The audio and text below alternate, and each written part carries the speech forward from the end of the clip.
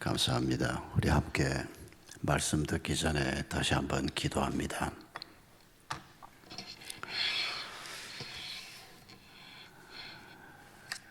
감사하신 주님, 하나님께서는 저희를 세상을 만들기도 전에 택하셨다고 말씀하셨습니다. 우리 가운데 한 사람도 어쩌다 보니 태어난 사람 아니고 우리 하나님께서 계획하시고 세상 모든 것을 만들기도 전에 우리의 이름을 아시고 우리를 하나님의 사람으로 택하셨다고 말씀해 주셨습니다. 저희가 이 밤에 말씀 집회를 시작하면서 하나님께서는 왜 우리를 하나님의 교회로, 하나님의 자녀로 부르셨는지 그 목적을 함께 생각하려고 합니다.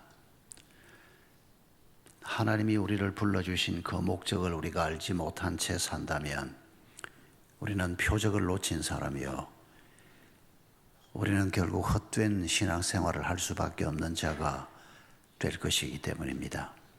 우리가 그동안 신앙생활을 하면서 우리가 말씀을 읽고 설교를 들으면서 배운 바와 하나님이 우리를 부르신 목적이 동일한 것인지 확인할 수 있도록 이 밤에 성령님께서 우리 모든 사람의 마음 가운데 임재해 주시옵소서. 우리의 마음을 열어 주시옵소서.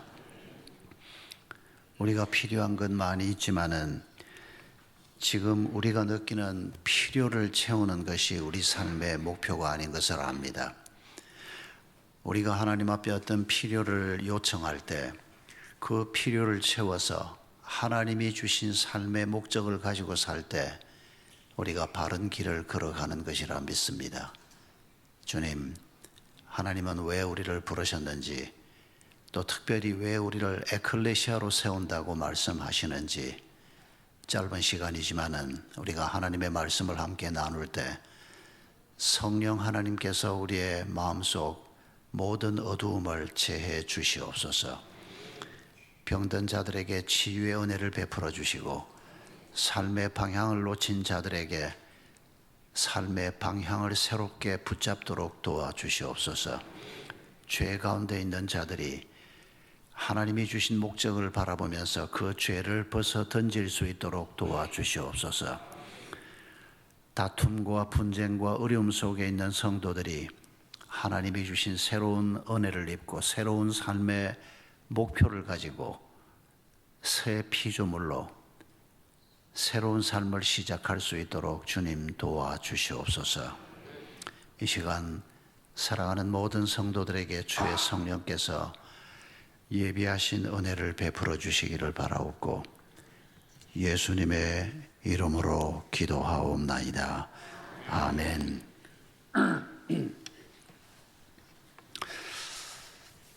여러분, 지난 2004년에 아마 연세 드신 분들은 신문에서 이런 기사를 보신 분들이 있을 겁니다.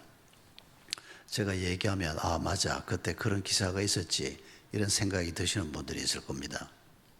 전 세계에 이 뉴스가 타전이 됐기 때문입니다.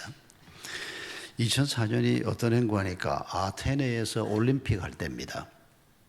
그런데 남자 50m 소총 사격이 있었습니다.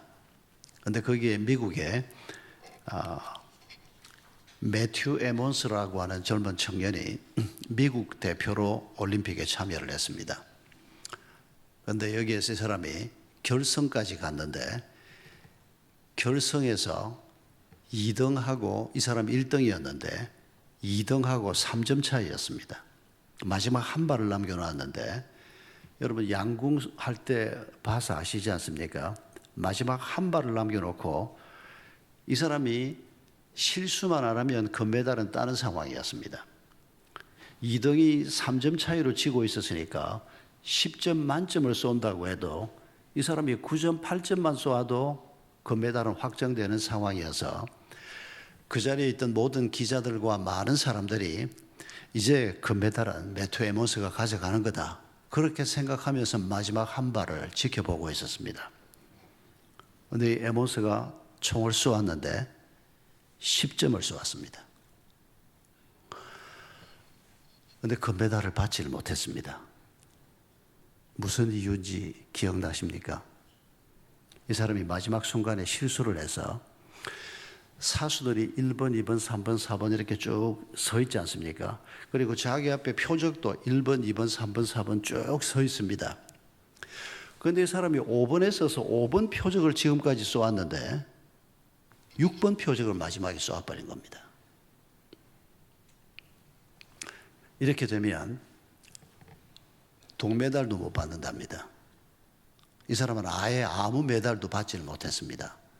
그러니까 전 세계 사람들이 깜짝 놀랐던 거죠. 그렇게 총을 잘 쏘았는데 또 마지막에도 비록 남의 표적이었지만은 정확하게 쏘았는데도 불구하고 표적을 잘못 쏜 덕분에 메달 하나 받지 못하고 그러나 이름은 꽤 유명해졌습니다. 20년이 지난 지금도 이 매튜 에몬스 얘기를 우리가 이렇게 하고 있지 않습니까? 여러분, 우리가 설교를 시작하고 집회를 시작하면서 왜 이 얘기를 하는가 하니까 특별히 오늘 저녁에 우리가 하려고 하는 얘기가 하나님이 우리를 하나님의 교회로 하나님의 자녀로 부르신 목적이 무엇인가 하는 생각을 할 것이기 때문입니다. 이건 마치 사격 선수에게 표적과 같은 겁니다. 하나님이 어떤 목표를 가지고 우리를 하나님의 자녀로 그리스도의 신부로 오늘 본문 표현에 의하면 에클레시아로 우리를 부르셨습니다. 그런데 하나님의 자녀로 부름받고 하나님의 교회로 부름받았다는 우리가 하나님이 우리를 부르신 목적이 뭔지를 모르고 내가 생각하는 다른 목표를 가지고 산다면 여러분 이게 어떻게 될 것 같습니까? 여러분 매튜 에몬스 얘기를 했습니다만 성경에도 아주 비슷한 귀절이 마태복음 7장에 나옵니다. 여러분 이 장면 기억나십니까? 예수님께서 직접 하신 말입니다. 마치 마지막 우리가 천국 문 앞에 섰을 때의 상황 같아 보이는 그런 장면을 연상케 하는데 우리 주님이 이렇게 말씀하셨습니다. 그때 사람들이 주님에게 말하기를 내가 주의 이름으로 귀신도 쫓아내고 내가 주의 이름으로 뭐도 하고 뭐도 하고 뭐도 했습니다. 이렇게 말하는 사람들이 있다는 겁니다. 우리가 만약 그 자리에 있었다면 내가 일산교회 다니면서 금요일 토요일 집회할 때 내가 주님 때문에 주의 이름으로 집회도 참석했습니다. 이렇게 말할 법한 얘기입니다. 그런데 이 사람들에게 주의 이름으로 귀신도 쫓아내고 뭐도 하고 뭐도 했다는 사람들에게 예수님께서 야, 이 거짓말쟁이들아 그렇게 말하지 않습니다. 이 사람들이 뭘 하긴 분명히 했습니다. 그런데 주님이 뭐라고 말하는지 기억나십니까? 마태복음 7장에 이 불법을 행한 자들아 내게서 떠나가라. 나는 너희를 도무지 알지 못한다. 이렇게 말씀하십니다. 여러분 이 사람들에게 문제가 뭡니까? 이 사람들이 뭐를 했다고 하는데 이게 거짓말이냐 아니냐 그게 쟁점이 아닙니다. 불법을 행했다라고 하는 말이 핵심입니다. 여러분 사실 우리 번역에는 대부분 번역이 불법을 행했다라고 되어 있는데 사실 그 단어는 불법이 아니고 무법입니다. 법이 뭡니까? 하나님의 말씀입니다. 그러니까 이 사람들이 지금 책망받는 게 뭔가 하니까 하나님의 말씀 없이 뭔가를 했다는 겁니다. 하나님하고는 상관없이 귀신도 쫓아내고 하나님하고는 상관없이 성가대도 하고 하나님하고는 상관없이 헌금도 하고 그래서 이 불법을 행한 자들아라고 말하는 겁니다. 여러분 우리가 하나님의 말씀이 우리에게 가르치는 대로 하나님의 말씀 속에는 하나님이 우리를 왜 부르셨는지를 말씀하고 있고 그 부르심에 우리가 어떻게 응답해야 하는지가 기록되어 있고 또 하나님께서는 그 부르심에 합당한 삶을 살도록 우리를 어떻게 도우시는가에 대해서 상세하게 말씀하고 있습니다. 그래서 하나님의 법, 하나님의 말씀이 우리에게 가르치는 바 이번에 내일 이틀 해서 3번 집회 동안에 오늘 저녁에는 특별히 우리를 부르신 목적이 무엇인가 우리가 목표하고 살아야 할 표적이 무엇인가 오늘은 그 얘기를 좀 하고 내일 두 번은 또 다른 얘기를 우리가 함께 하면서 하나님의 말씀에 관한 얘기를 좀 해보려고 합니다. 여러분, 중요한 얘기여서 또 이런 얘기를 한 번 더 하고 본론에 들어가고자 합니다. 길을 가다가 머리가 좀 아파서 약은 함부로 사 먹으면 안 됩니다만은 그래도 뭐 의사 처방 없이 사 먹을 수 있는 진통제도 있으니까 이 약을 하나 먹어야 되겠다 생각을 하고 휘 둘러보다가 저 건너편에 약국 간판이 보여서 그 약국 앞으로 가서 문을 열고 들어갔습니다. 그런데 분명히 바깥에 약국 간판이라고 표지가 있었는데 문을 열고 들어갔더니 약을 파는 게 아니고 생선을 팔고 있다고 한번 상상해 보십시오. 여러분, 이런 가게를 보신 적이 있습니까? 저는 지금까지 살면서 간판하고 내용이 다른 가게를 단 한 번도 본 적이 없습니다. 한국에서건 미국에서건 어디서건 말입니다. 그런 바보 같은 사람이 있을 수가 없습니다. 그래가지고 장사하겠습니까? 그래가지고 먹고 살겠습니까? 아니, 약국 간판을 걸었으면 약을 팔고 생선 가게라고 간판을 걸었으면 생선을 파는 게 맞지 않습니까? 그런데 여러분, 교회는 십자가가 붙어 있습니다. 여러분도 십자가 목걸이 하나쯤은 아마 목에 걸고 계신 분들이 많이 있을 겁니다. 집에도 십자가 하나쯤은 걸려 있죠. 여러분, 이 십자가는 약을 파는 사람들이 약국 간판 걸어 놓는 것처럼 우리에게 아주 중요한 상징물입니다. 여러분, 그 십자가가 우리에게 얘기하는 우리 삶의 목표하고 무슨 관계가 있겠습니까? 십자가를 보고 교회에 들어왔을 때 사람들이 이게 교회구나, 이게 십자가를 주신 하나님의 뜻이구나 하고 발견해야 할 게 뭐겠습니까? 우리가 해볼 수 있는 얘기가 물론 많이 있습니다만은 특별히 오늘 저녁에 우리가 도대체 왜 하나님이 우리를 하나님의 사람으로 부르셨나? 하나님의 자녀로, 그리스도의 신부로, 하나님의 일꾼으로, 또 하나님의 에클레시아로 왜 부르셨나?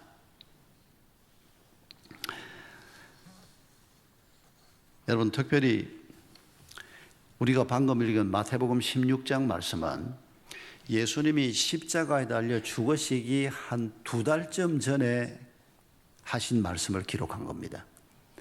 예수님이 갈릴리에서 사역을 주로 했지 않습니까? 거기서 사역을 하시다가 이제 마지막으로 예루살렘으로 가십니다. 이제 예루살렘에 가시면 십자가에 달려 죽으시는 것을 알고 계십니다, 본인도. 그리고 그걸 여러 차례 제자들에게 말씀도 하셨습니다. 그런데 바로 예루살렘으로 내려가지 않고 갈릴리에서 약간 북쪽에 있는 빌립보 가이사라라고 하는 도시에 들어갔습니다. 거기에 들어가서 예수님께서 하신 말씀이 뭔가 하니까 내 교회를 세우겠다, 내 에클레시아를 세우겠다, 요거 선포하시고, 그리고 그 인근에 한 일주일쯤 있으시다가, 그리고 우리가 변화산 사건이라고 기억하는 베드로, 야고보, 요한을 데리고 어느 산 언덕에 올라가셔서 예수님이 완전히 변화된 모습으로 모세와 엘리야와 대화하는 장면을 이 세 제자가 봅니다. 여러분, 그게 무슨 의미였을까요? 그런 다음에 예루살렘으로 내려가십니다.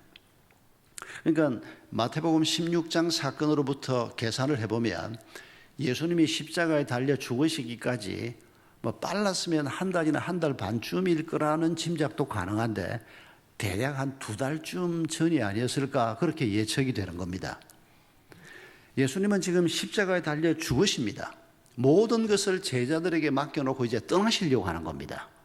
그런데 빌립보 가이사라라고 하는 도시에 들어와서 제자들이 앞으로 맡아서 일을 할 때 후원회를 좀 만들어서 재정을 좀 도와줄 사람을 찾는다든지, 예수님 주변에 능력 있는 사람들이 많이 있으니까, 아니면 자문위원단을 좀 만든다든지, 예수님이 떠나시기 전에 해야 할 일이 굉장히 많았을 텐데, 근데 예수님이 하실 일이 다른 게 없습니다.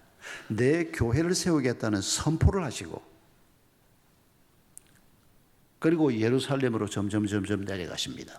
그리고 예수님이 십자가에 달려 죽으시고 그 죽음을 이기시고 부활하십니다. 여러분, 이런 주님의 가르침을 우리가 생각하면서 마태복음 5장 14절 얘기부터 다시 역으로 올라가서 한번 생각해 보십시다. 예수님께서 사람들을 앉혀놓고 설교를 했습니다. 너희는 세상의 빛이다, 이렇게 말씀하셨습니다. 여러분, 성경에는 사람들은 빛이 아니라고 말씀했습니다. 그래서 사람은 짐승과 같다고 얘기합니다. 사람들은 하나님의 진노의 대상일 뿐이고, 오래전에 예수님 오시기 한 1500년 전에 하나님께서 모세를 통해서 노예로 살던 자기 백성을 빼내와서 땅을 주고 공동체를 만들고 율법을 주고 아름다운 인류 역사에 존재해 본 적이 없는 뛰어난 공동체를 하나님이 만들어 주셨습니다. 그런데도 그 사람들이 어떻게 했습니까? 그 공동체를 만들어서 가나안 땅에서 한때 특히 다윗이 왕이었던 때 아주 아름다운 나라를 세운 때도 있었지만은 얼마 있지 않아서 나라가 무너지기 시작합니다. 그 나라가 무너지는 이유는 딱 하나입니다. 그들이 하나님을 모욕하고 하나님을 섬기는 것 대신에 혹은 하나님을 섬기는 것과 함께 우상을 섬기는 길을 택했기 때문입니다. 그러면서 얼마 있지 않아서 북왕국 이스라엘이 먼저 멸망합니다. 북왕국 이스라엘이 멸망할 때 남왕국의 왕이 히스기야였습니다. 그런데 히스기야 때 하나님의 은혜로 큰 놀라운 성리를 경험을 합니다마는 150년이 지나지 않아서 남왕국 유다도 결국 우상 숭배 때문에 망하고 맙니다. 그리고 침묵의 한 400~500년이 지나갑니다. 그리고 예수님이 오십니다. 여러분, 예수님이 오셨을 때를 우리가 가만히 생각해 보면 하나님이 그렇게 놀라운 은혜를 베풀어서 땅을 주시고 공동체를 주시고 엄청난 일을 하나님이 하셨는데도 모든 걸 다 말아먹어 버렸습니다. 하나님을 제대로 섬기고자 하는 사람이 많지 않았습니다. 그런데 예수님께서 지금 사람들을 앉혀놓으시고 너희가 세상의 빛이다, 이런 설교를 지금 하십니다. 여러분, 누가 빛일까요? 예수님이 이 설교를 하셨을 때 누구를 두고 이 얘기를 했을까요? 설교를 듣는 사람이요? 아닙니다. 설교 듣는다고 다 빛이 된다면야 전 세상 사람들이 다 지금쯤 빛이 다 됐겠습니다. 여러분, 예수님이 지금 설교를 듣고 있는 이 사람들을 향해서 말씀했지만은 결국 우리가 성경 말씀을 가만히 보면 누가 빛이 되는가 하니까 참 빛이신 예수 그리스도, 이분을 그들의 인격 속에, 그들의 삶 속에 받아들인 사람들, 이게 예수님의 십자가와 부활 사건을 통해서 이루어지는 겁니다. 이 예수 그리스도를 받아들이고 그분이 내 안에, 내가 예수 안에 있는 삶의 길을 택한 사람들, 이 사람들은 어둠이었습니다. 이 사람들은 벌레만도 못한 인간들이었고, 이 사람들은 그 죄에서 빠져나올 수 없는 사람들이었습니다. 자신의 욕망을 이길 수 없었고 누구도 그 죄에서 자기를 건져줄 사람이 없는 그런 길을 가던 사람들입니다. 그런데 예수님이 오셔서 그들을 빛 속으로 끌어들이시고 빛이신 그분이 우리와 함께 계시고, 그래서 그분과 함께 있으면서 우리가 그 예수님 때문에 우리 자신이 발광체는 아니지만은 그 빛을 반사하는 사람이 될 수 있는 이 사람들을 예수님이 염두에 두고 빛이라고 말씀하시는 것입니다. 결국 예수님의 십자가와 부활 사건이 이루어진 다음에 이 십자가와 부활을 통해서 예수 그리스도 안으로 들어온 하나님의 교회를 두고 너희가 세상의 빛이라고 말하는 겁니다. 그런데 이 빛의 특성을 놓고 이어서 뭐라고 말합니까? 산 위에 있는 동네가 숨겨지지 않는다라고 말합니다. 여러분, 이건 무슨 뜻입니까? 우리가 예수님 때문에 예수님이 주시는 빛을 받아서 우리도 빛을 발하는 사람이 된다. 그런데 이 빛은 산 위에 있는 동네가 감추어지지 않는다. 여러분, 높은 산 위에 마을이 있으면 길을 걷는 사람들이 멀리에서 봐도 숲에 가려운다든지 그러질 않고, 멀리서 봐도 저기 사람들이 한 40호 50호 살고 있구나, 멀리서 봐도 알 수가 있습니다. 캄캄한 밤중이라도 사람이 살고 있으면 호롱불 하나라도 켜게 돼 있습니다. 그러면 멀리서 깜깜한 밤이라도 사람들이 살고 있는 곳은 불이 켜지고 드러날 수밖에 없다는 겁니다. 근데 예수라고 하는 빛이 바로 이런 빛이라는 겁니다. 이 예수라고 하는 빛은 감추어지지 않는다는 겁니다. 우리가 아무리 그 빛을 꽁꽁 싸맨다고 해도 이 빛은 드러날 수밖에 없다는 겁니다. 이 빛은 이전에 있어 본 적이 없는 빛이라는 겁니다. 세상 사람들이 이 빛을 보면 다 놀랄 수밖에 없고, 아니 세상에 어떤 이런 일이 다 있냐, 그럴 수밖에 없는 빛을 우리도 받아서 그 빛을 반사하는 사람이 되기 때문에 우리가 예수 그리스도의 빛이 되고 우리가 예수 그리스도의 교회가 돼서 그 길을 정상적으로만 걸어가면 세상 사람들이 이전에 보지 못했던, 이전에 알지 못했던 새로운 모습을 보면서 매료될 수밖에 없는 이런 빛이 바로 지금 우리에게 약속되어 있는, 교회에 약속되어 있는 하나님의 약속의 말씀이라는 겁니다. 아마 이런 경험을 이미 여러분도 하셨을 겁니다만은,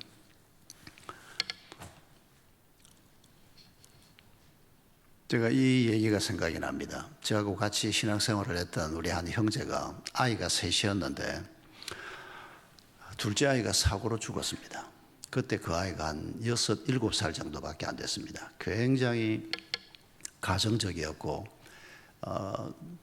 저희는 목자라고, 저희도 구역이라고 했다가 샘터라고 했다가 나중에 목장이라는 이름으로 바꾸면서 구역장, 샘터장, 목자 이렇게 이제 이름이 점점 발전이 됐는데, 목자들은 직접 목회를 하는 사람들입니다.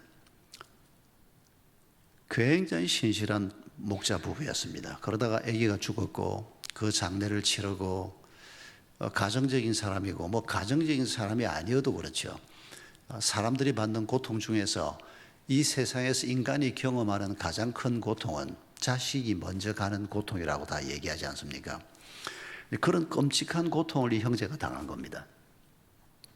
그런데 한 3주 후에 이 형제가 저한테 놀라운 전화를 했습니다. 그 얘기가 뭔고 하니까, 이 사람이 한 아이 장례를 치르고 회사에 다시 출근을 하고, 그때 삼성에 있었습니다, 이 사람이. 근데 자기가 있는 사무실에 이 사람이 과장이었는데 자기보다 하나 옆에 있는 방에 과장이 있었습니다.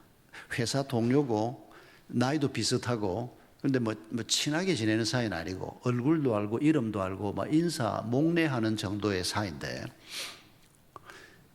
이 사람이 이제 우리 교회 이제 정집사가 있는 그 사무실 앞을 지나서 자기 사무실이 그 다음 방이니까 항상 그 앞을 지나는데, 이 사람이 동료가 아이를 잃었다, 그걸 생각만 해도 가슴이 아픈 겁니다. 자기도 아이를 키우는 사람으로서.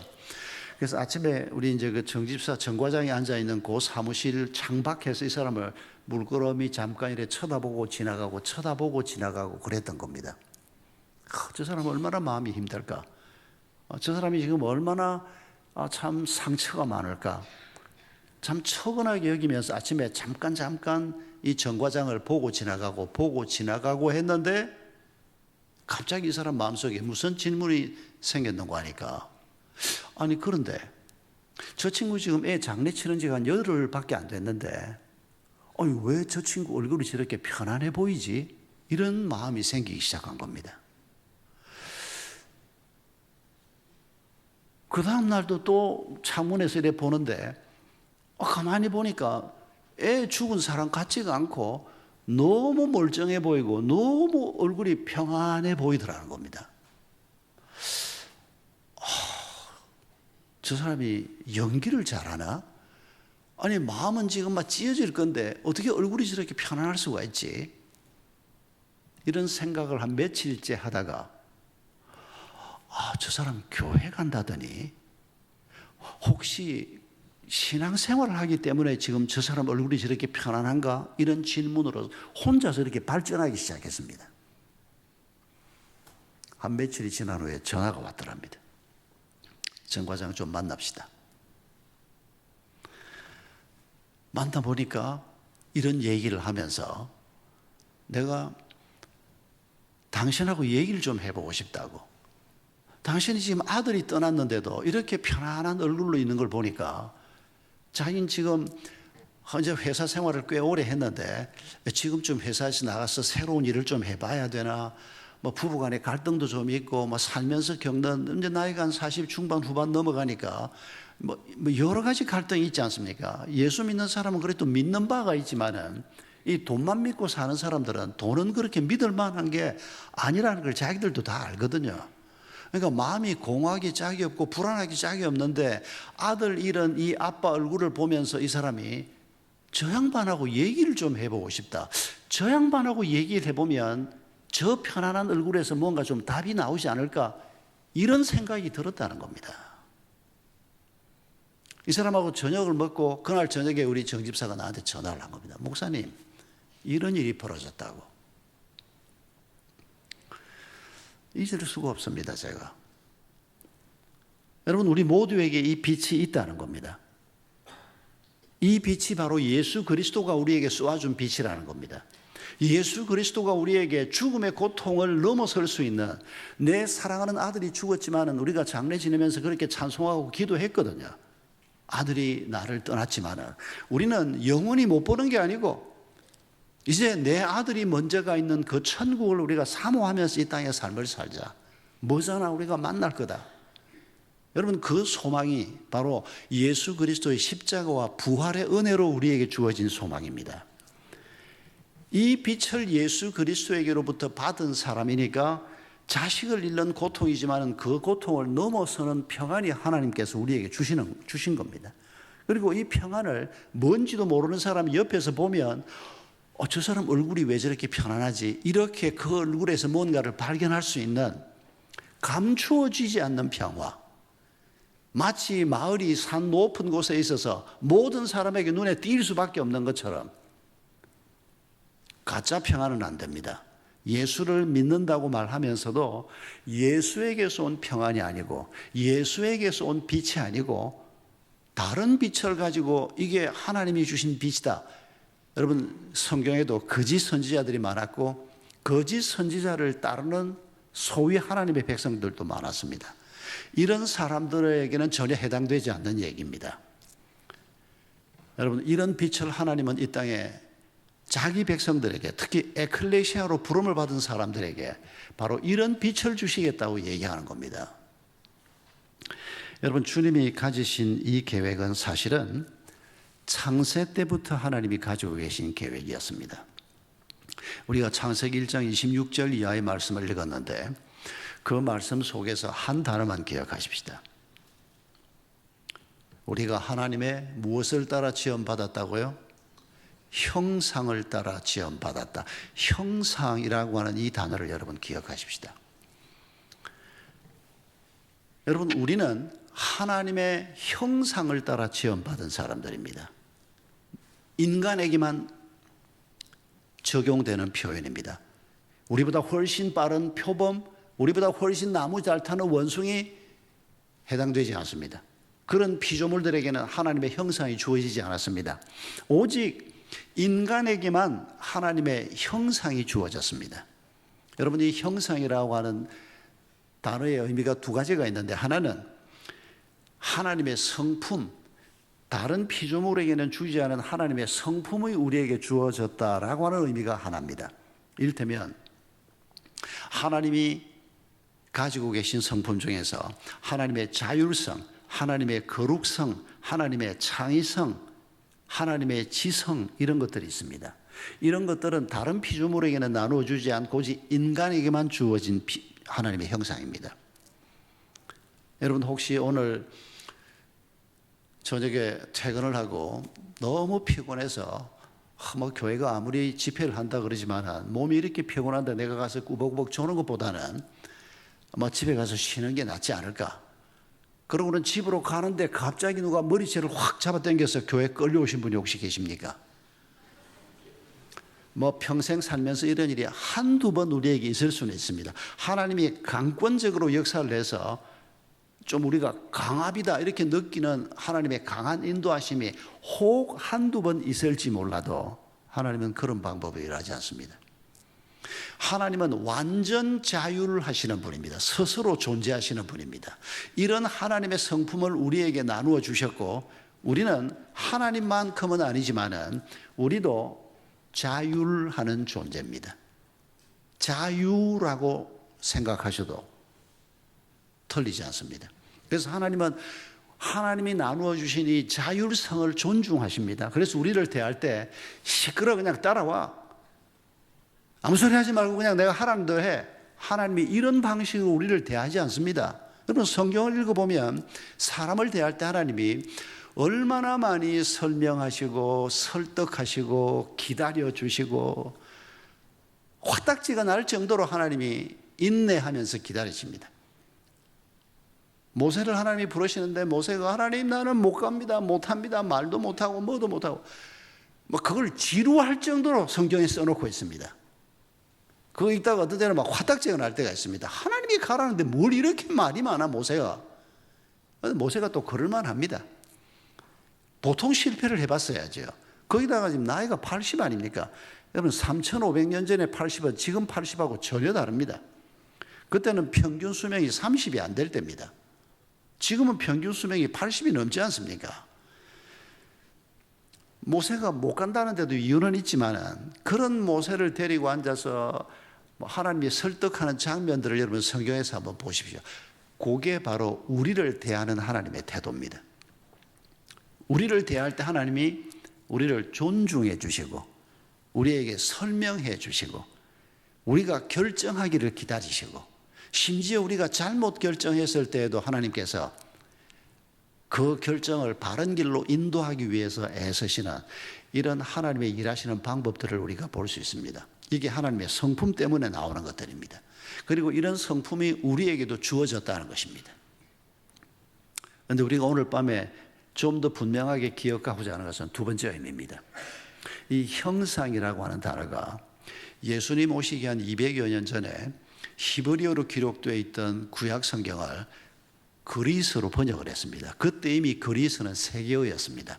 그래서 많은 사람이 구약을 읽도록 하기 위해서 그리스어, 헬라어로 구약 성경을 번역했는데 여러분 이게 지금 그대로 전해지고 있습니다. 이 septuagint라고 하는 70인역이라고 하는 헬라어 구약 성경인데 이걸 번역을 할 때 이 형상을 뭐라고 번역했는지 여러분 기억하시기 바랍니다.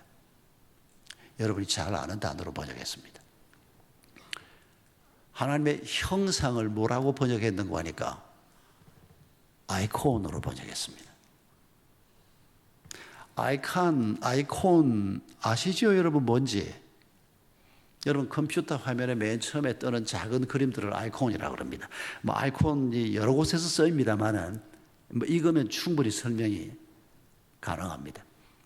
저도 현직에 있을 때는 새벽기도 마치고 제 사무실에 들어가면 항상 했던 첫 번째 작업이 뭔고 하니까 C라고 써져 있는 아이콘이 있습니다. 이게 교회입니다. 처치의 C입니다.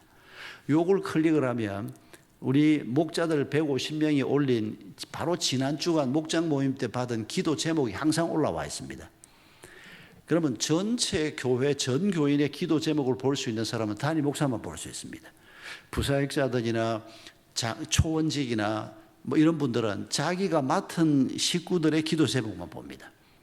제가 항상 매일 거기 들어가서 바로 지난주 금토 주일 사이에 모인 목장들에서 기도 제목을 올리는 겁니다. 어떤 목장에는 뭐 시골에 계신 아버지가 지금 암에 걸렸다는 기도해달라는 요청도 있고, 어떤 집에는 뭐 둘째 아이가 지금 뭐 티익이 생겨서 문제가 생긴다 그러고, 어떤 집은 아파트 당첨을 지금 생애 첫 아파트를 판교에 지금 요청을 해놓고 기다린다 그러고, 이런 제목들이 쫙 올라와 있습니다. 그럼 제가 그걸 보면서 기도하다가 이건 지금 한번 기도하는 것으로 끝나서는 안 되겠다 싶으면 제가 메모를 합니다.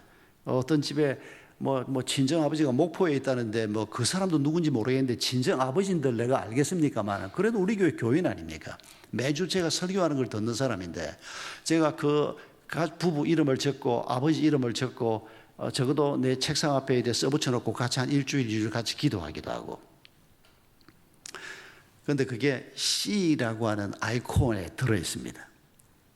C라고 눈에 보이는 건 C라고 하는 조그마한 아이콘인데 그걸 클릭을 하면 그 뒤에 숨어있는 본체가 뜨는 게 아이콘입니다. 그런데 우리가 누구의 아이콘이라고요? 하나님의 아이콘이라는 겁니다. 그러면 나를 클릭을 하면, 김아무개인 당신을 클릭을 하면 누가 떠야 되는 겁니까? 누가 떠야 되는 겁니까? 기가 차서 말이 안 나오는 겁니까 지금? 하나님이 떠야 한다는 겁니다. 그게 하나님이 창조 때 가지고 계셨던 계획이라는 겁니다. 여러분, 하나님이 인간을 지으실 때, 여러분, 인간은 버러지에서 진화를 해서 만들어지고 그런 존재가 아닙니다.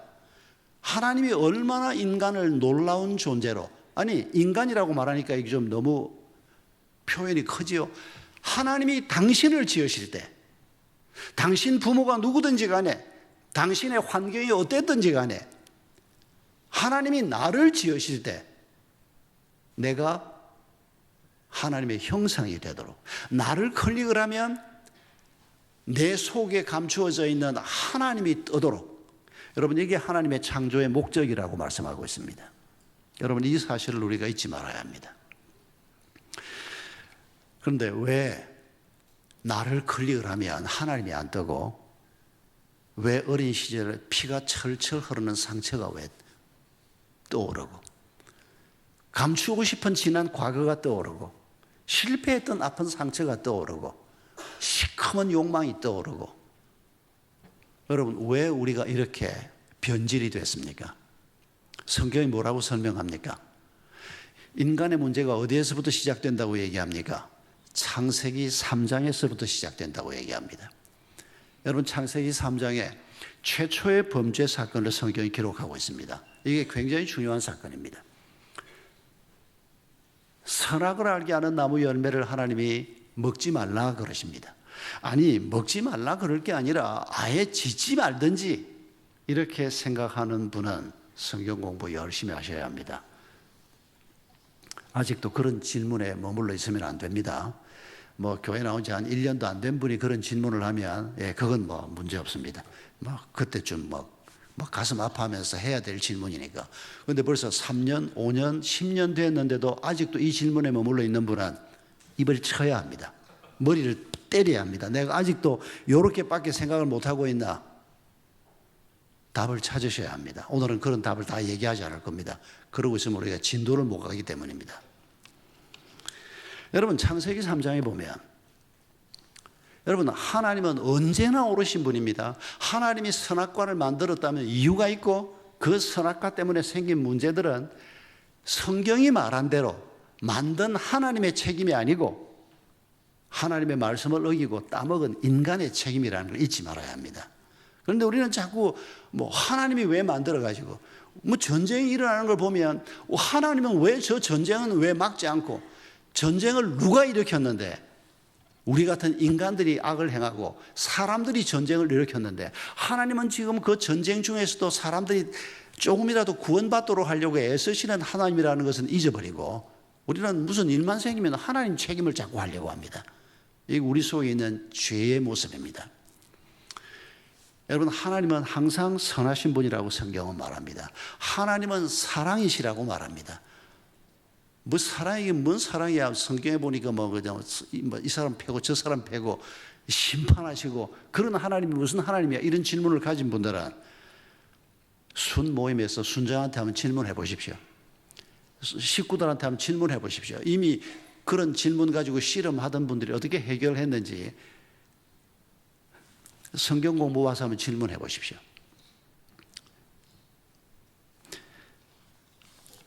여러분,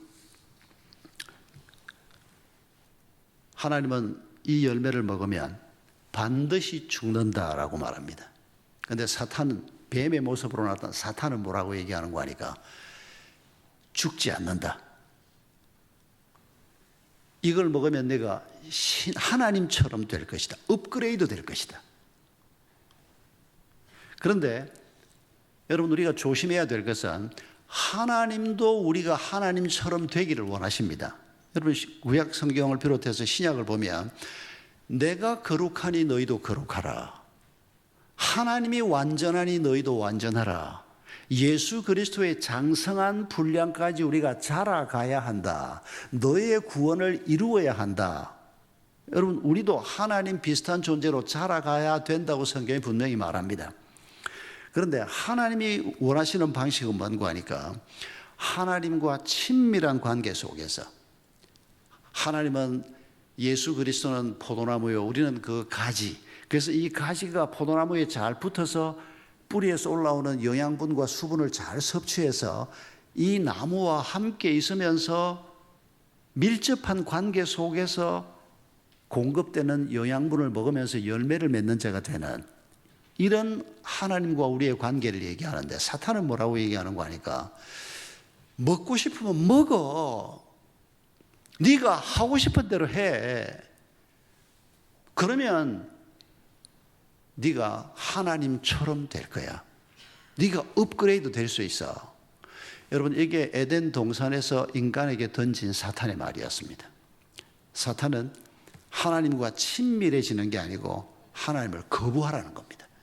하나님의 말씀을 놓아버리라는 겁니다. 그거 붙들고 하나님이 하라 그런다고 그걸 머리를 조아리고 하고 그렇게 바보같이 살지 말고 하나님을 거절하라는 겁니다. 그리고 네가 하고 싶은 대로 네 욕망을 따라서, 먹고 싶으면 먹고 하기 싫으면 하지 말고 네 욕망을 따라서 해라. 여러분, 이 사탄의 거짓말이 에덴 동산에서 끝났을까요?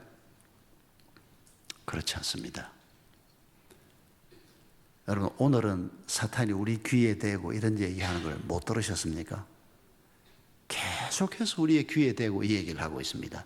여러분, 텔레비전 켜놓고 한번 가만히 보십시오. 텔레비전에 등장하는 사람들이 사탄이 에덴 동산에서 했던 말을 새 버전으로, 드라마 버전으로, 노래 버전으로, 광고 버전으로 계속해서 얘기하는 거 한번 들어보십시오. 광고도 잘 만든 광고를 보면 저걸 사면 내 인생이 업그레이드가 될 것 같아. 그냥 저걸 사면 내 인생이 너무 편해질 것 같고, 저걸 우리 집에 하나 갖다 놓으면 온 집안 분위기가 싹 바뀔 것 같고, 그냥 광고에도 사탄의 음성이 들립니다. 이렇게 말하면 조금 이게 좀 맞지 않는다 싶지만은 무슨 말을 하려고 하는지 여러분 이해하실 겁니다. 여러분, 오늘 지성이라는 사람들이, 현자라고 불리우는 사람들이 우리가 걸어가야 할 길에 대해서, 우리의 삶의 목표에 대해서 네 욕망이 이끄는 대로 해라. 그게 자유요. 그게 진정한 평화를 얻는 길이다. 이렇게 말하는 사람들이 온 세상에 널려 있습니다. 서점에 가서 아무 책이나 하나 골라서 읽어보십시오. 그 저자가 뭐라고 얘기하는지. 대부분의 저자들은 그렇게 얘기하고 있습니다. 성경은 반대로 얘기합니다. 네 욕망을 따라 살면 너는 망한다. 성령을 따라 살아야 한다. 하나님의 거룩하신 영이 우리에게 주신 말씀을 따라 살아야 한다. 성경은 이렇게 말합니다.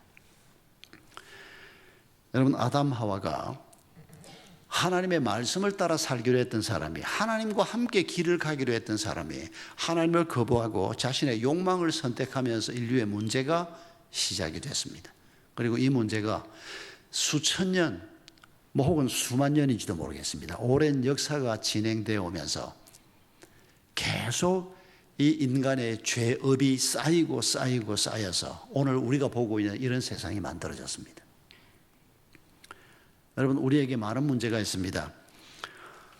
가난의 문제도 있고, 건강의 문제도 있고, 깨진 관계의 문제도 있고, 여러 가지 문제가 우리에게 있지만은, 여러분, 성경이 지적하는 인간의 가장 근본적인 문제는 눈에 보이는 것들보다 죄의 문제라고 얘기하고 있습니다. 여러분, 죄라는 것이 무엇입니까? 하나님을 떠나 있는 상태가 바로 죄입니다. 여러분, 솔제니친이 자주 했던 말이, 오늘 세상 사람들이, 이 세상에서 사람들이 고통받는 것은 하나님을 떠나 있기 때문이다. 그가 썼던 많은 소설들에서도 계속 그런 얘기를 하고 있고, 그가 소련에 살면서 노벨 문학상까지 받는 위대한 작가로 온 세계가 아는 사람이 됐는데, 그래서 나중에 이 사람을 미국에서 모셔오지 않습니까? 돈을 많이 소련 당국에 지불을 하고 이 사람을 추방하는 형식으로 해서 미국에 데려와서 미국에서 이분이 살게 됩니다. 그런데 어릴 때, 젊을 때, 청소년일 때 이 사람이 예수 그리스도를 만나고 평생을 그리스도인으로 살면서 공산주의 치하에 살아보나 자본주의 치하에 살아보나, 공산주의 치인 사람이나 돈에 치인 사람이나 어디에 살아봐도 사람들이 결국 하나님을 떠나 있기 때문에 행복하지 못하고 하나님을 만나지 못했기 때문에 불행하다는 인간의 본질을 그가 그의 소설에서 또 평소에 그가 했던 말에서 그렇게 계속해서 주장했던 것입니다. 하나님을 떠나 있는 상태, 이게 바로 죄입니다. 하나님 없다 하는 것, 하나님이 있는지 없는지 관심도 없이 내가 가진 관심을 가지고 인생을 사는 것, 이게 바로 죄입니다. 이게 여러분, 바로 이런 죄가 우리에게 있기 때문에 우리가 정확하게 무엇이 우리의 인생의 목표인지도 알지 못하고 목표가 뭔지를 모르니까 다른 목표를 가지고 살게 되고 그 목표를 따라 열심히 가는데 그 목표를 이루어 봐도 거기에는 찬바람만 불고 있고 아무 의미가 없는 걸 사람들이 발견하게 됩니다.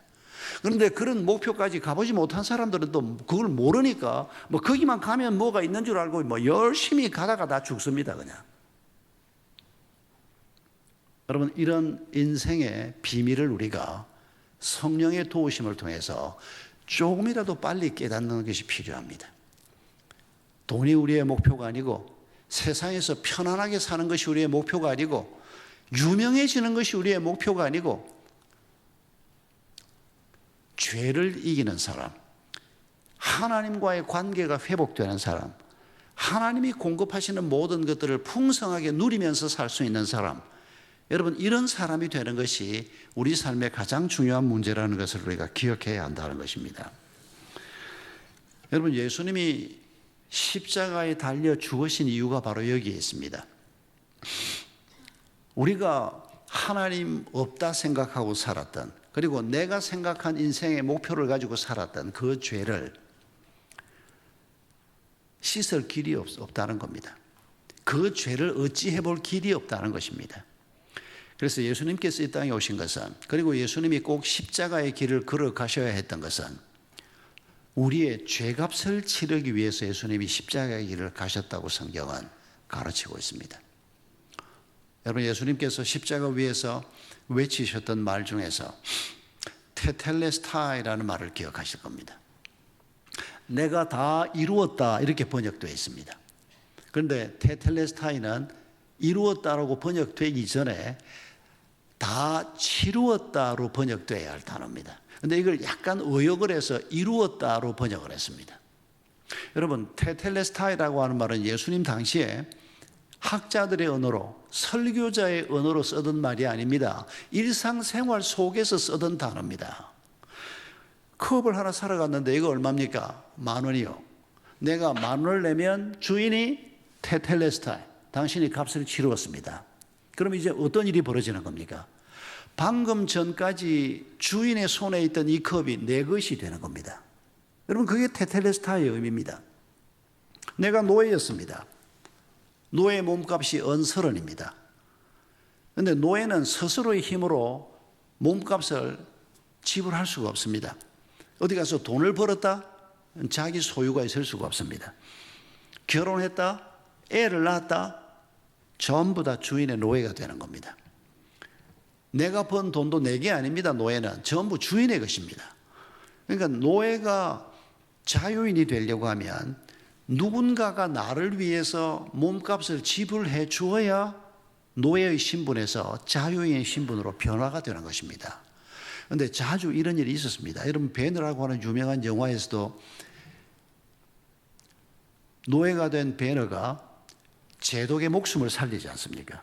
제독은 자기가 전쟁에서 진 줄 알고 파선한 배에서 표류하다가 베너하고 둘이 같이 표류를 했는데 자기가 전쟁에서 진 줄 알고 죽으려고 하는데 베너가 칼을 빼앗으면서 살리지 않습니까? 나중에 보니까 자기 함대가 승리했다는 걸 알게 되고, 그렇게 해서 나중에 이 베너를 노예에서 자유인으로 바꾸는, 자유인으로 신분 상승을 시키는 이런 스토리가 나오지 않습니까? 여러분, 누군가가 내 몸값을 지불하는 일, 그래서 내가 자유인이 돼서 사는 사람, 이런 사람들이 고대 사회에 굉장히 많았습니다. 성경에 등장하는 인물들도 있습니다. 노예들은 원래 다 이름이 있었습니다. 그런데 전쟁에서 포로가 되면 주로 적국의 노예가 됩니다. 그래서 로마가 전쟁에서 이기면 전리품을 가지고 오는데, 여러분 로마 드라마나 영화에서 그런 장면 보신 기억이 날 겁니다.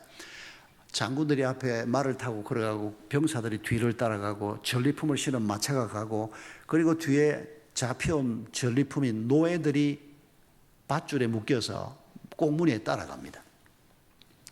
그리고 그 전리품을 나눌 때 로마 시민이 한 100만 된다 그러는데 그 중에 50만은 노예였다고 합니다. 그러니까 노예들을 잡아와서 로마 시민의 집에 노예를 나누어 주는 겁니다. 그러면 이 노예는 그 집에 가서 임금 한 푼 못 받고 평생 동안 그 집의 재산으로 살면서 그 집에서 종으로 사는 겁니다.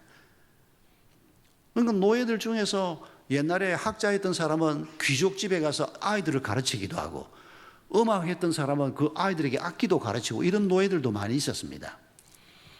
그런데 이 사람들은 평생 동안 그렇게 살다가 갈 사람인데, 누군가가 자신의 몸값을 지불을 하면 주인이 테텔레스타이, 당신이 값을 치루었습니다. 여러분, 이게 그 사회에서 쓰이던 테텔레스타이라는 말입니다. 그런데 우리 주님께서 십자가에 달려 죽으시면서 테텔레스타이, 하나님 내가 값을 다 치루었습니다. 누구의 죄값입니까?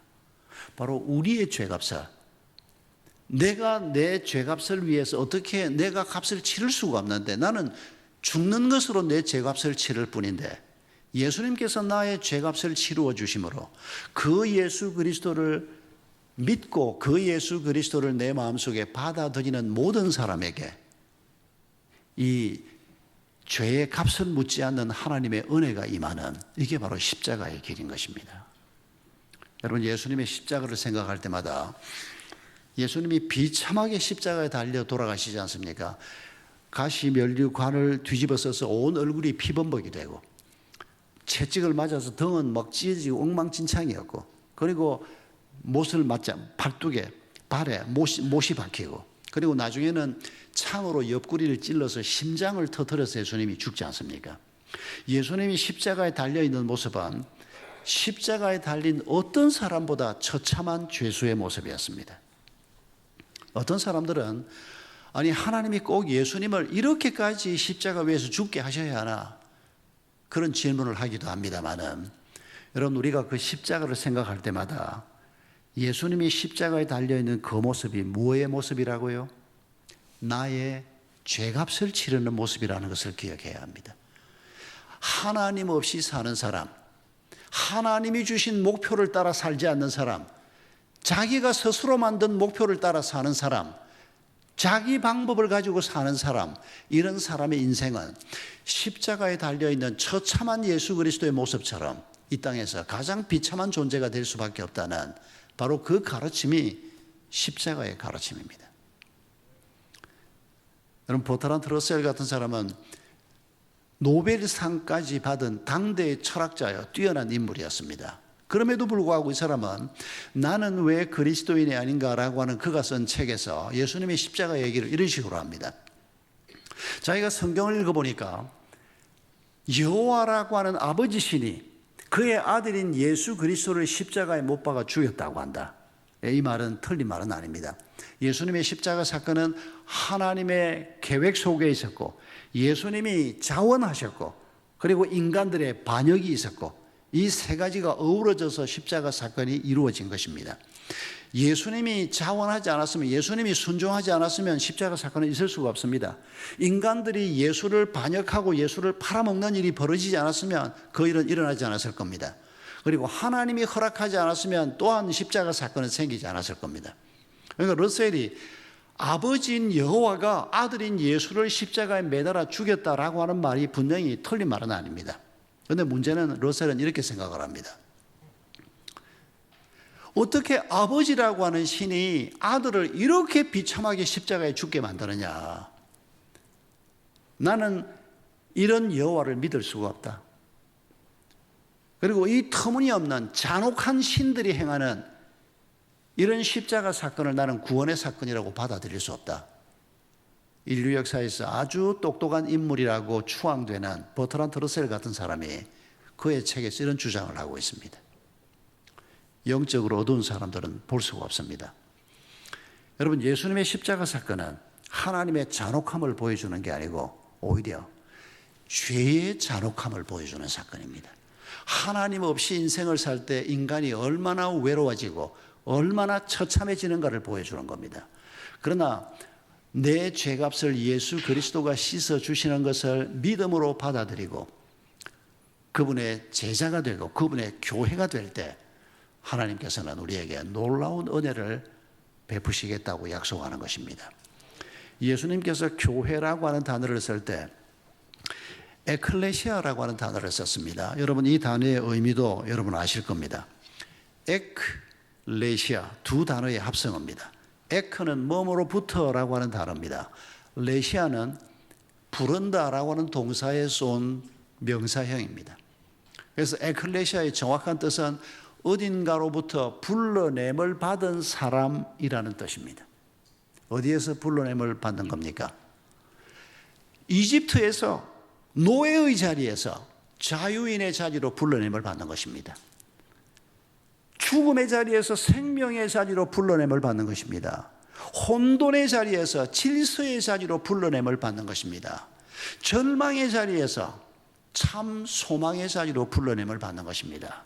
아무 의미 없는, 몸이 건조하기 짝이 없는 재미없는 삶의 자리에서 내 목숨을 걸어도 아깝지 않다고 생각되는 흥미진진한 자리로 불러냄을 받는 것이 바로 에클레시아예요. 그게 바로 교회인데, 하나님은 우리 한 사람 한 사람을 교회라고 말하고 우리 부부가 만든 가정을 교회라고 말합니다. 그리고 우리 순을 교회라고 말하고, 그리고 우리 지역 교회를 교회라고 말하고, 그리고 또 한 가지 교회는 우리가 사도신경 고백할 때 하나님의 공교회를 믿사오며 라고 고백하는데, 그 공교회가 뭔고 하니까 보편교회, 눈에 보이지 않는 교회, 공적인 교회, 이렇게 설명되는, 아담 하와 때부터 예수님 재림할 때까지 모든 그리스도인들이 속한 한 교회가 있습니다. 예수 그리스도의 한 몸을 이루는, 결국 모든 교회는 한 교회입니다. 그 하나의 교회를 보편적 교회, 눈에 보이지 않는 교회, 또 혹은 우주적 교회라고도 표현하는, 그래서 적어도 교회란 단어를 성경에 쓸 때는 5가지 정도로 쓴다는 걸 잊지 마십시오. 내가 교회입니다. 우리 부부가 만든 가정이 교회입니다. 성도들 몇몇 사람이 모여서 만든, 이름이 순이든 뭐 구역이든 다락방이든 뭐든 이게 교회입니다. 그리고 지역교회, 일선교회건 샘물교회건 이게 교회입니다. 그리고 하나의 교회, 보편교회가 있습니다. 내 에클레시아를 세우리라, 바로 이 교회들을 두고 하는 얘기입니다. 여러분, 마태복음 16장에서 바로 이 교회에 2가지 약속을 하나님이 주시는 것을 우리가 볼 수가 있습니다. 18절에서 음부의 권세를 이기는 힘을 주신다라고 말씀하고 있습니다. 죽음의 권세를 이기는 힘입니다. 죽음이 어디에서 옵니까? 죄의 결과물입니다. 하나님을 떠나 있는 모든 사람은 죽음의 상태에 있는 겁니다. 이미 영적으로 죽음의 상태에 있는 겁니다. 그래서 성경이 죽음을 얘기할 때 3가지 죽음을 얘기합니다. 영적 죽음이 있고 육체적인 죽음이 있고 영원한 죽음이 있습니다. 우리가 하나님을 떠나 있을 때 이미 그 사람은 죽은 사람이에요. 몸이 살아있다고 해도 이미 죽은 사람입니다. 그런데 에클레시아로 부름을 받은 사람은 영적 죽음이건 육적 죽음이건 영원한 죽음이건 간에 이 죽음의 권세에서 건져냄을 받은 사람이라고 얘기합니다. 성경에서 예수 그리스도를 믿는 사람은 죽음을 보지 아니하리라, 이런 말씀이 나오는데, 그럼 우리가 죽지 않고 뭐 천년 만년 이 땅에 산다는 말인가? 단순히 육체의 죽음만을 의미하는 게 아닙니다. 여러분, 우리는 죽음을 보지 않을 것입니다. 예수 그리스도의 십자가의 의미를 아는 사람이면 죽음을 보지 않을 것입니다. 아니, 우리가 다 나이 들면 결국 뭐 젊어도 가기도 하지만은, 무슨 말인가? 여러분, 우리는 육체의 죽음을 죽음이라고 생각하지 않습니다. 예수님이 잔다, 한 사람의 죽음을 잔다라고 말했던 거 기억납니까? 그리고 예수님이 아이야 일어나라 라고 부르니까 아이가 깨어났던 거 기억하십니까? 세상 사람들은 죽음을 영원한 결벽이라고 얘기합니다. 그래서 죽음을 두려워합니다. 그런데 그리스도인에게는 육체의 죽음은 영원한 결별이 아닙니다. 주님이 얘야 일어나라 그러면 벌떡 일어날 수 있는, 우리가 이 세상에서 하나님이 예비하신 다음 세상으로 가는 문을 하나 열고 들어가는 통과 의례일 뿐입니다. 그래서 연세가 드신 분들이 아무래도 먼저 좀 빨리 갈 건데, 저도 마찬가지인데, 저도 암 수술 받고 이제 갈 때가 됐나 보다 그랬는데 다행히 회복이 돼서 이렇게 멀쩡하게 서 있긴 합니다만은, 보니까 형님, 누님들도 한 몇 분이 눈에 보이십니다. 대부분은 다 저보다 젊어 보이시는데, 젊거나 늙거나 간에 여러분, 우리가 죽음을 두려워할 필요가 없다는 겁니다. 우리에게 죽음은 여기에서 눈 감으면 하나님이 우리의 이름을 부를 때 눈을 뜰 그 새로운 곳에 가서 새로운 삶을 시작하는 문 하나 열고 다른 방으로 들어가는 것 같은, 그러니까 죽음의 권세가 우리를 이길 수 없다는 겁니다. 우리가 이런 죽음의 비밀을 알고 있는데 왜 우리가 죽음을 두려워해야 합니까? 오히려 이거 빨리 죽어봐야 되는 거 아닌가 이런 생각을 하는 게 오히려 맞지 않겠습니까?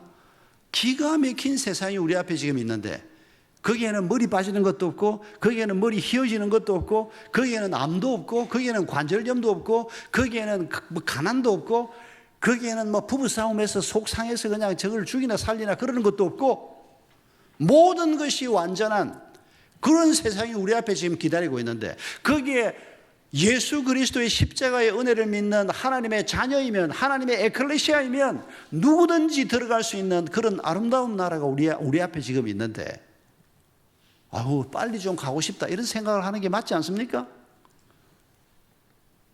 왜 하필 하나님 내가 암입니까? 내가 신학생활도 열심히 하고 내가 11주를 한 것만 해도 얼만데.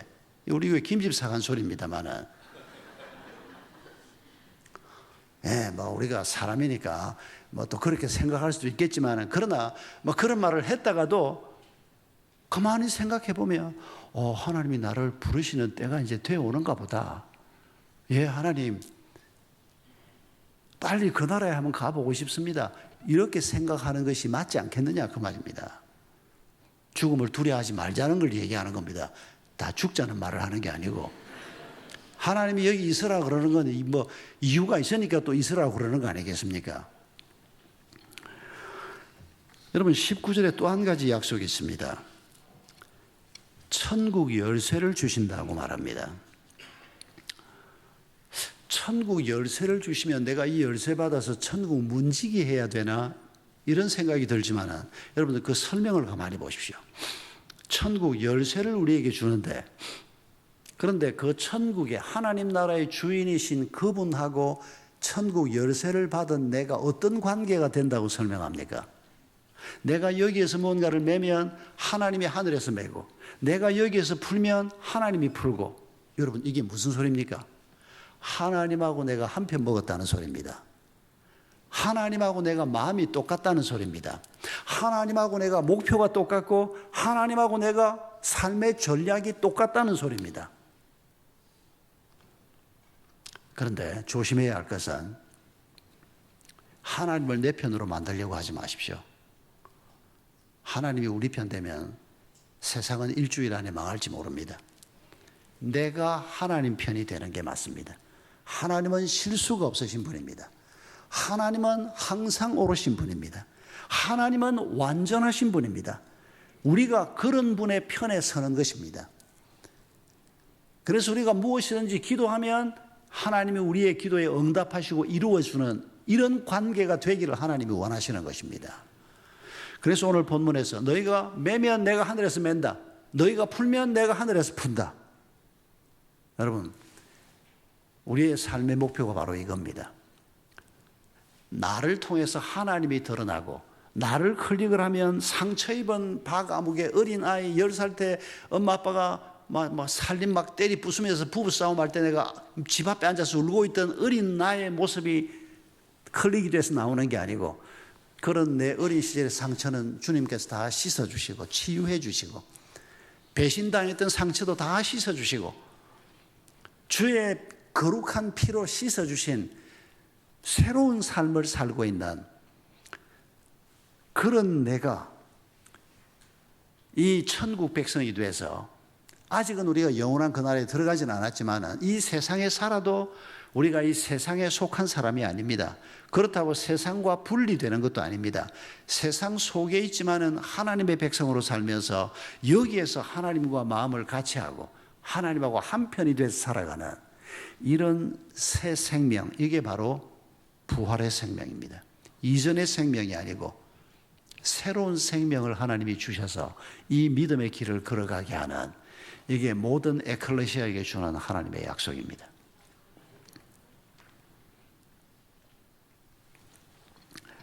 엊그제 누가 저한테 설교하러 갔더니 목사님 이 꼭 좀 들어보라고 그 영상을 하나 주어서 제가 받아왔습니다.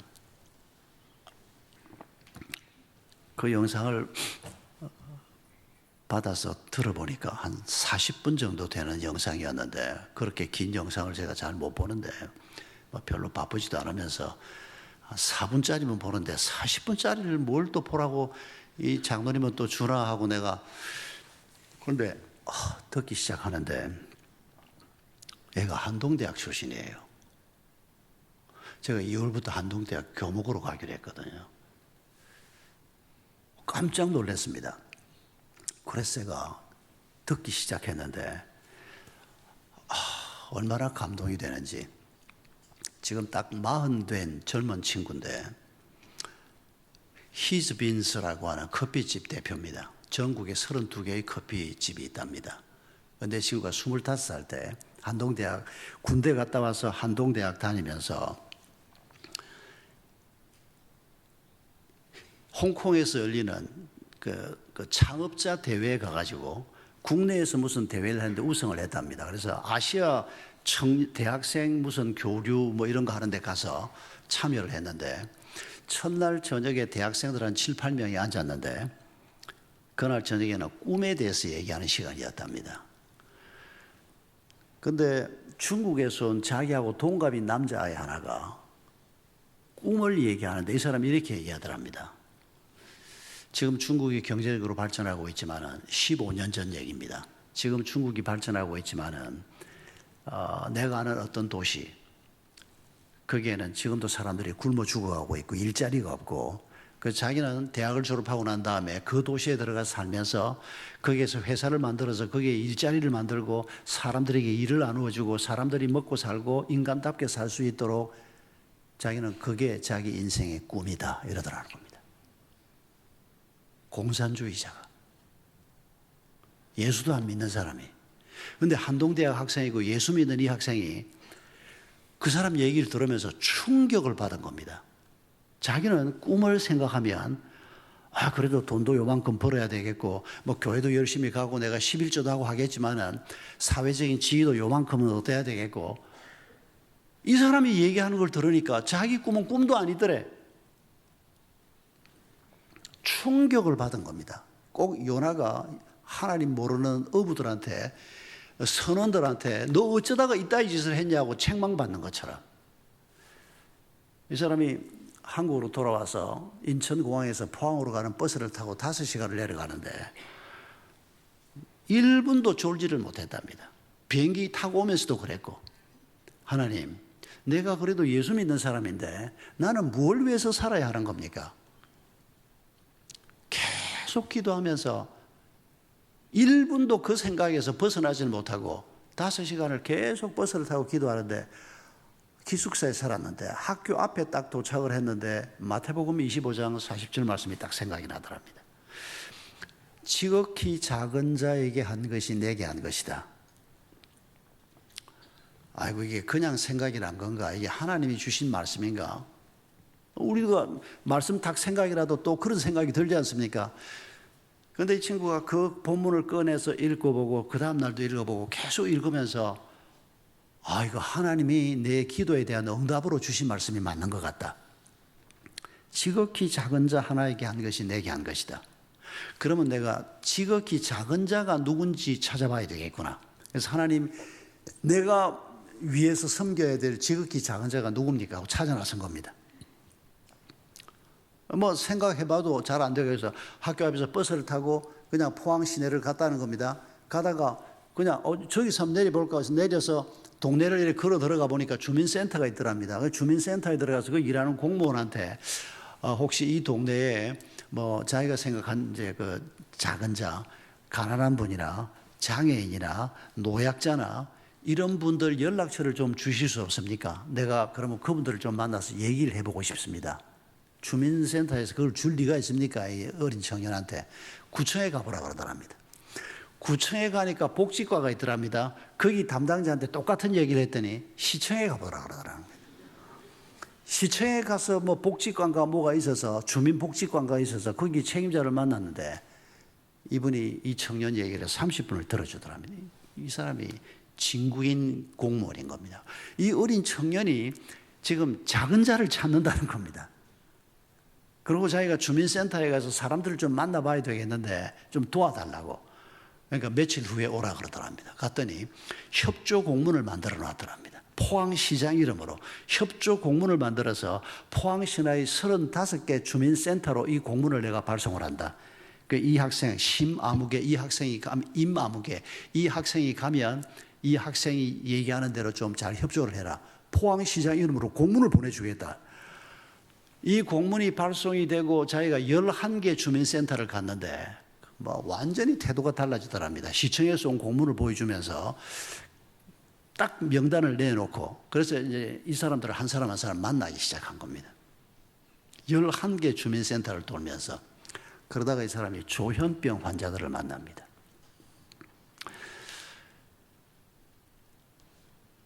이 사람들을 만나보니까 그 조현병 환자들이 한 몇십 명 모여 사는 데를 들어갔습니다. 들어갔는데 넋수구리한 사람이 한 사람 앉아있더랍니다. 그래서 당신은 왜 왔냐 그래서 제가 지금 사회적 기업에 좀 관심이 있어서 뭐 이러니까 이리 와보라고 뭐 주순주순 꺼내더니 사회적 기업은 이런 거하고 한 30분을 설명을 쫙 하더래요. 와, 이 전문가가 여기 앉아있구나. 그 사람 설명을 듣고 있는데 이마무개 씨 하고 불러서 보니까 거기 직원이 와서 자기를 데리고 가더래요. 저분은 누구냐? 조현병 환자라 그러더랍니다.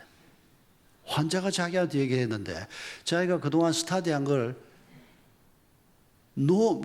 교수님들한테도 못 배웠던 걸 그 사람이 한 30분 동안 설명하는 걸 들었는데 알고 보니까 이 사람이 옛날에 창업을 한 적도 있고 그러다가 조현병 때문에 약을 먹기 시작하고 그리고는 일을 못하고 그 센터에 와서 그냥 도움을 받고 있는 사람이었던 겁니다. 이런 스토리를 통해서 이 사람이 이 조현병 환자들을 만나면서 하나님이 이 사람들을 내게 붙여주신 작은 자구나. 이 사람들과 함께 살아야 되는구나. 그래서 그 조현병 환자들을 한 7, 8명 모아서 같이 이제 대화를 하기 시작하고 이 사람들이 다 일을 하고 싶어 하고 그런데 또 일을 하고 싶어 하는데 특별히 바리스타가 되고 싶어 하더래요. 어떻게 하면 바리스타가 되지? 그러니까 조사를 해보니까 포항에 유명한 바리스타가 하나 있더래요. 그 찾아갔대요, 그냥. 가서 이렇게 해서 조현병 지금 앓고 있는 분들이 있는데 이 사람은 약 먹으면 다 일할 수 있습니다. 도와주세요. 그랬더니 이 선생님이 또 데리고 오라고. 그래가지고 10명을 조현병 환자들을 데리고 바리스타 교육을 시켰는데 초기 훈련 6주를 하는데 단 한 사람도 지각하는 사람도 없고 결석하는 사람도 없고 전부 다 패스를 한 겁니다. 이 선생님도 감동을 한 겁니다. 약만 먹으면 이 사람들이 컨트롤이 가능하답니다. 90% 이상이. 그렇게 해서 이 사람들이 바리스타 교육을 받고 있는데 커피집 열 돈이 없는 겁니다.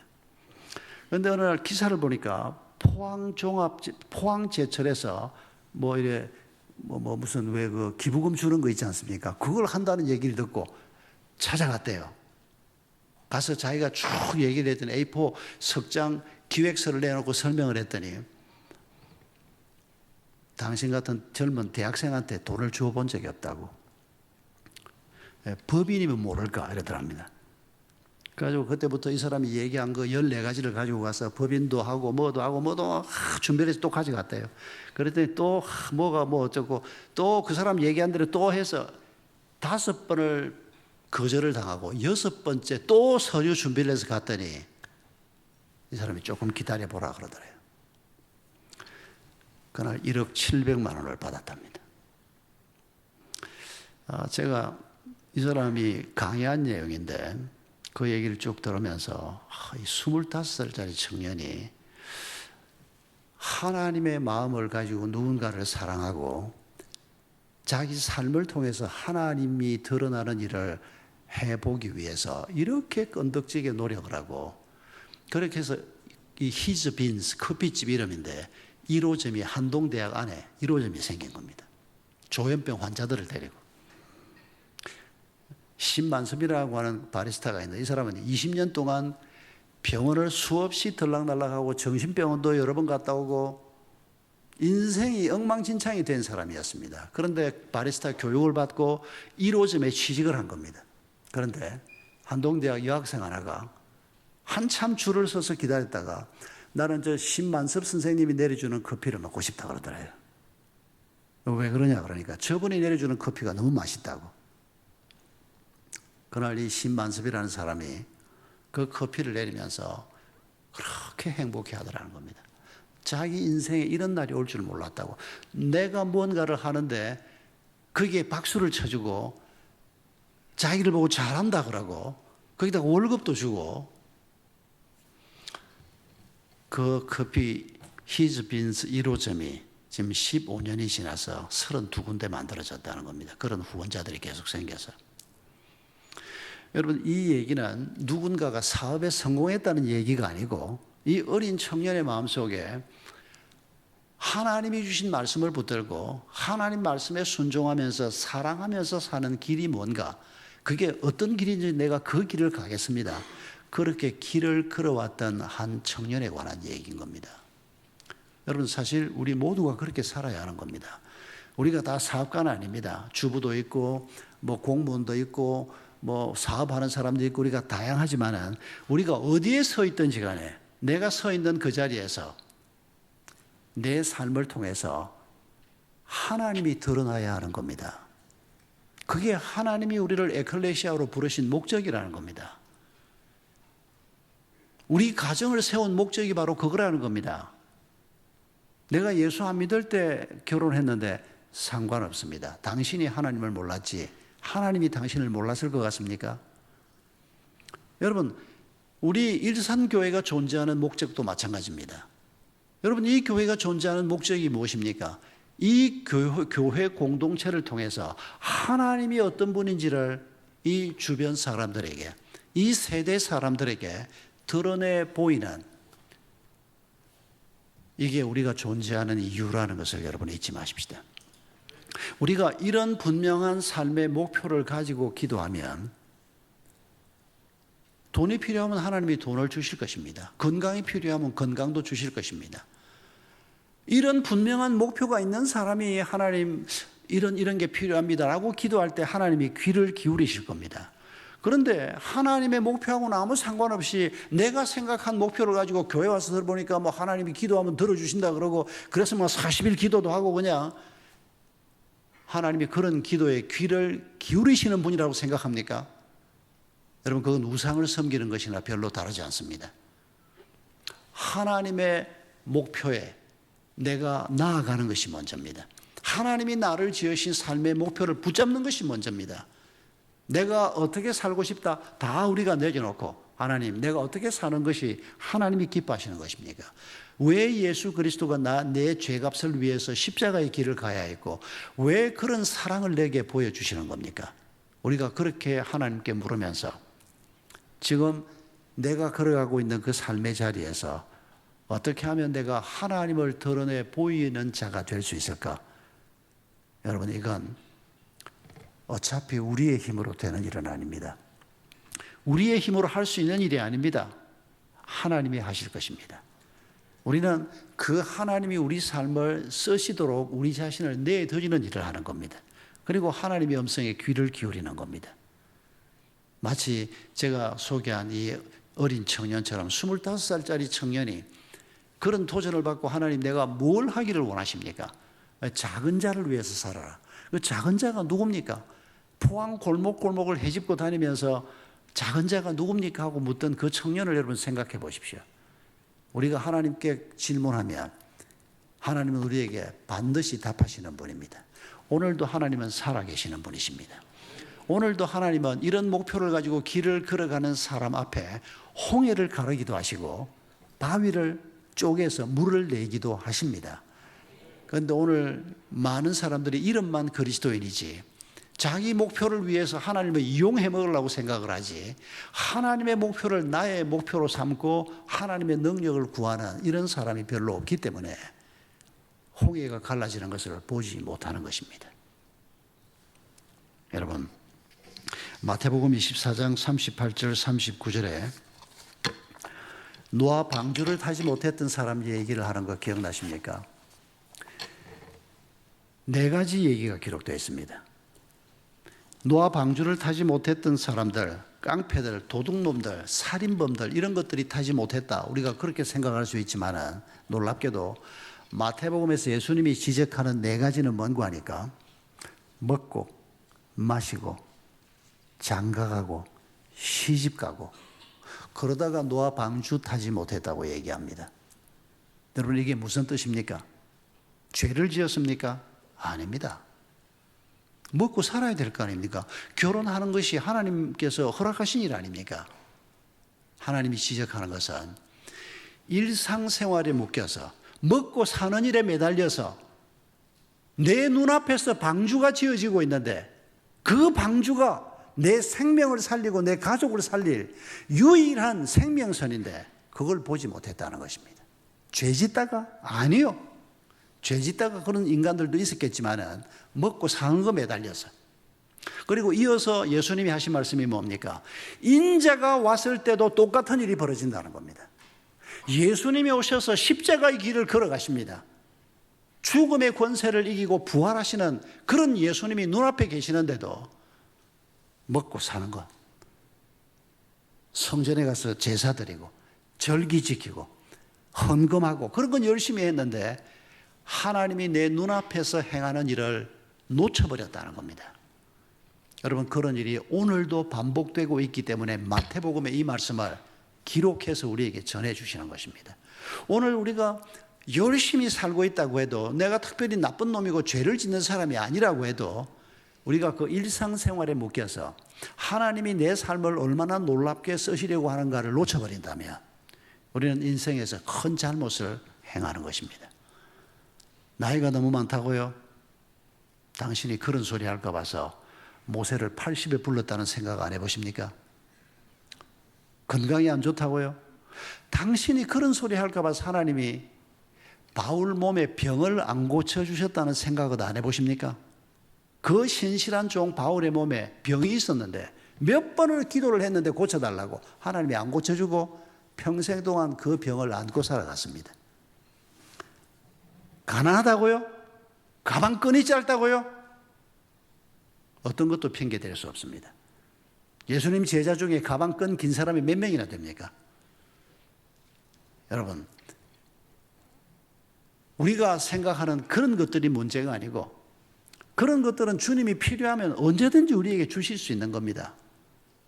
주님이 우리에게 주신 삶의 목표를 바르게 붙드는 것이 우리에게 가장 중요한 일입니다.